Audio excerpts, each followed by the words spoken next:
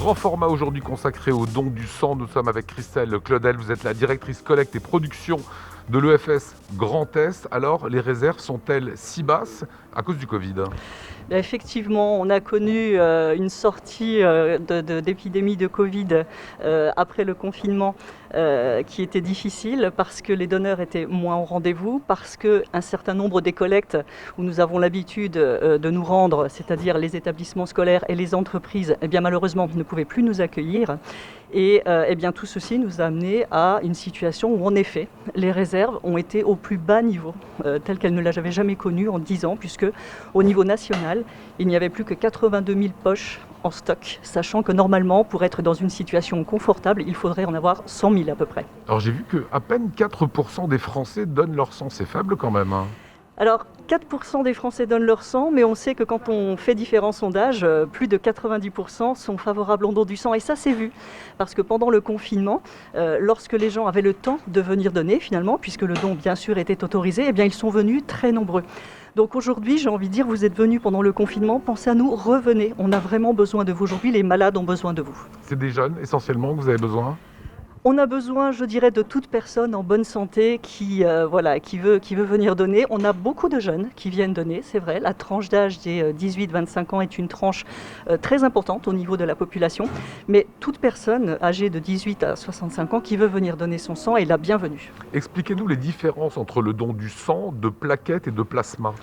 Alors, le don de sang, c'est un don simple, le plus simple, si j'ose dire, puisque on va donc prélever une poche de sang. Ça se fait en 10 minutes, un quart d'heure à peu près de temps de prélèvement. On récupère l'ensemble du sang qui sera traité ensuite sur le plateau de production.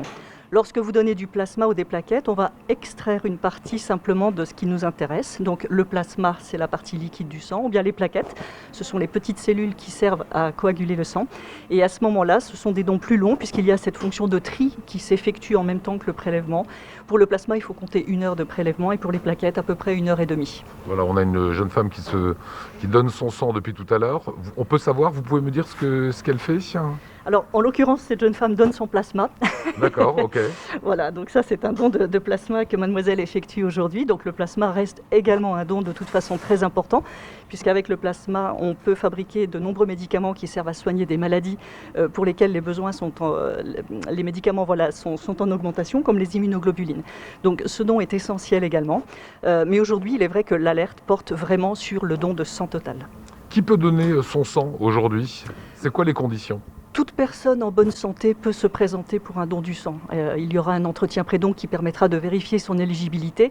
Après, il y a bien sûr des conditions d'âge. Il faut être majeur, il faut peser plus de 50 kilos et puis voilà, être... Pas de tatouage ? On peut avoir des tatouages, D'accord. mais pas récents. Il faut attendre 4 mois de délai après un tatouage. Donc voilà, il y a comme ça effectivement un certain nombre d'éléments qui seront revérifiés à l'occasion de l'entretien pré-don. Mais encore une fois, il ne faut pas se freiner soi-même et penser que parce qu'on prend un traitement, par exemple pour la tension, pour du cholestérol, on ne pourra pas donner. Non, on pourra donner. Ça sera réévalué au moment de l'entretien pré-don. Il y a des freins qui sont levés sur la population homosexuelle qui, à une époque, ne pouvait pas donner son sang. Effectivement, à une époque, il ne pouvait pas. L'arrêté qui fixe les critères de sélection évolue, il est revu très régulièrement en fonction de l'avancée des données épidémiologiques.